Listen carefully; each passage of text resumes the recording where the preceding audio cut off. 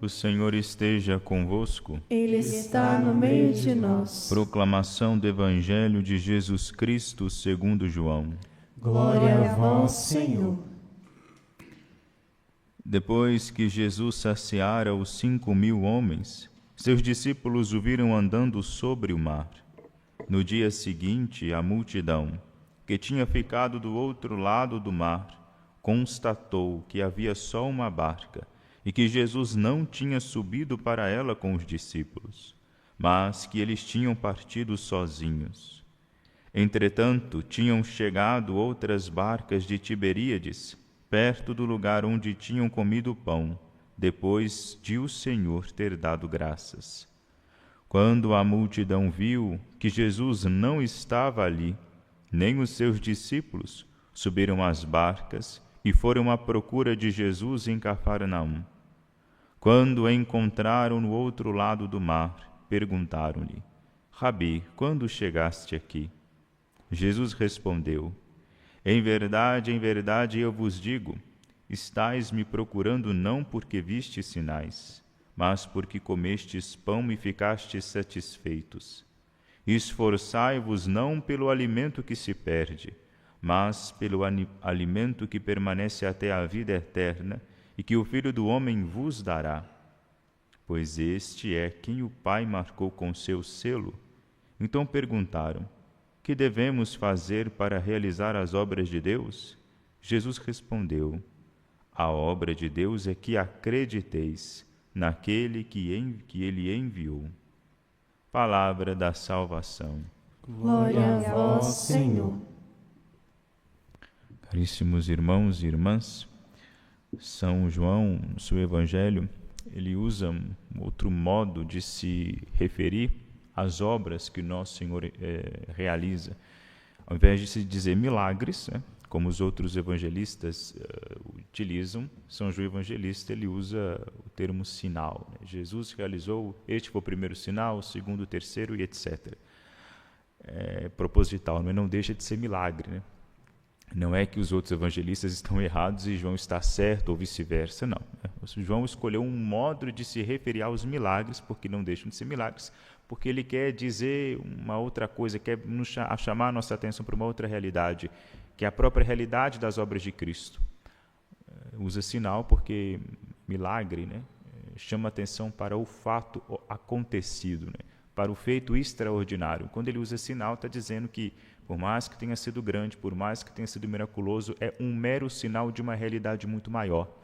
E aquilo que é sinal é sempre inferior àquilo que significa, O sinal não é muito menor do que a coisa de que ele mesmo é sinal. Por exemplo, nós sabemos que a hóstia consagrada, a Eucaristia, é um sinal da presença real de nosso Senhor Jesus Cristo. Nós vemos um pão, nós vemos um pãozinho pequenininho, mas a gente sabe que aquilo ali é uma expressão visível, uma forma visível, escondendo o Cristo total que está invisível aos nossos olhos. Quando nós vemos uma água sendo derramada na cabeça de uma criança ou de um adulto, quando ele é batizado, a gente vê o sinal, a gente vê a água ali sendo derramada na cabeça da pessoa, mas a gente não vê aquilo que realmente acontece. O novo nascimento, a morte e o nascimento novo para a vida eterna daquela pessoa que está sendo batizada. A missa é a mesma coisa. Nós vemos uma cerimônia que remete em alguns aspectos a um banquete, outros não. Até mesmo naquelas cerimônias em que fazem jus ao sacrifício da missa, que faz com que a missa seja percebida como um sacrifício, até nelas não chega aos pés, por mais bela que sejam, do verdadeiro sacrifício que acontece durante a celebração. Os milagres, por maiores que sejam, até mesmo a ressurreição de Lázaro, não chega aos pés daquilo a quem os sinais querem apontar, que é, em primeiro lugar, para Cristo. Cristo é o centro desses sinais, Cristo é o centro desses acontecimentos. Estamos aqui diante de um sinal. Jesus multiplicou os pães, deu esse sinal. Se fosse um mero milagre, se Jesus fosse um fazedor de milagres, ele ficaria satisfeito com a multidão buscando ele por causa daquele feito, mas ele fica triste, porque eles não entenderam a mensagem que ele quis transmitir por meio da multiplicação dos pães. No fundo, com os milagres que Nosso Senhor realiza, ele quer nos ensinar, nos catequizar quanto aos sacramentos, quanto àquela presença dele que continuará no meio de nós, com os seus efeitos, com as suas graças, com os seus méritos, nos santificando no dia em que ele nos deixaria. A sua presença concreta aqui, material na terra, falando conosco, a sua missão humana terminaria. Ele queria que nós ainda crescêssemos naquilo de dom que ele deixaria para nós. Eucaristia, o sacramento do batismo, da confissão, etc. Portanto, o que é maior, né, do que todos esses sinais são, evidentemente, os sacramentos. Quando Cristo, né, vai lá ao encontro dos seus apóstolos, estavam todos eles, os discípulos, reunidos em uma só barca, e ele vai ao encontro deles. Aqui não diz, mas a gente sabe qual é a passagem que Jesus caminha sobre as águas, quando a coisa estava ficando feia, estava as ondas fortes, o vento estava impetuoso, os apóstolos estavam todos com medo, mas estavam ali reunidos numa única barca, e é para essa barca que ele vai socorrer os seus, ele vai socorrer aqueles que criam nele. Olha que interessante, ele vai ao encontro daqueles que criam no poder do seu nome, não naqueles que procuravam ele por mera assistência. Os outros vão em barcas diferentes, mas os que estão na única barca, na barca autêntica, são aqueles que creem nele, e quando eles precisam dele, ele vai. Os apóstolos possuem um bem que os homens, essa multidão que vai atrás de Cristo, não possui, eles possuem a Cristo. Os homens querem pão, o pão de hoje, que depois de comido, acaba. É isso que eles querem, mas os apóstolos não. Os apóstolos, eles tinham outra coisa, eles tinham lá já a presença do pão da vida, aquele que nos auxilia, aquele que nos sustenta nos momentos de alegria e também nos momentos de tristeza. O sinal que Cristo realiza de multiplicar os pães, ele quer dizer, olha, veja o que eu posso fazer com isso. Posso fazer coisas maiores do que esta, basta que vocês creiam em mim. Na primeira leitura, nós vimos o testemunho de um homem, a paixão de um homem que creu em Cristo e por isso escolheu os frutos da sua crença. Estevão, Santo Estevão, que é o nosso primeiro mártir.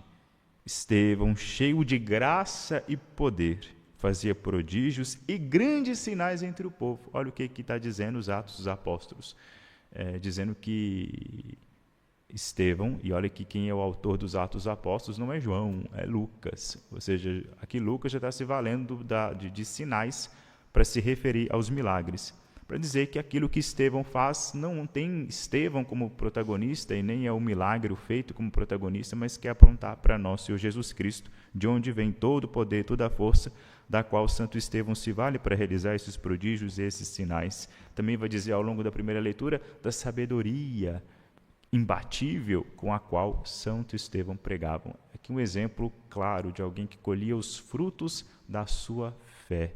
Alguém que já possuía o alimento da vida eterna, era nutrido e fortalecido por essa força que não era humana, era nutrido e fortalecido pelo pão que não é terreno, o pão que não perece, o pão que vem do céu, que escutou. Santo Estevão escutou isso. Lutai, labutai, trabalhai pelo alimento que não perece. Esse alimento aqui Estevão possuía.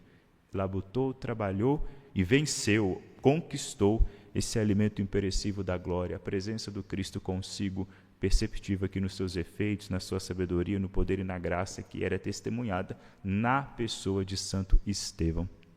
Busquemos, caros irmãos e irmãs, esse pão da vida. Sejamos gratos e saibamos ver a grandeza que existe escondida dentro dos sacramentos e recorramos a ele para a nossa santificação, a nossa fortificação, para a nossa salvação, para que isso tudo que está a nosso dispor, não é? Os sacramentos, nós possamos usar deles com fé, com respeito, com fervor, tendo no nosso coração a esperança de, por meio deles, como Cristo quis, alcançarmos a vida eterna. Glória ao Pai, ao Filho e ao Espírito Santo. Como era no princípio, agora e sempre. Amém.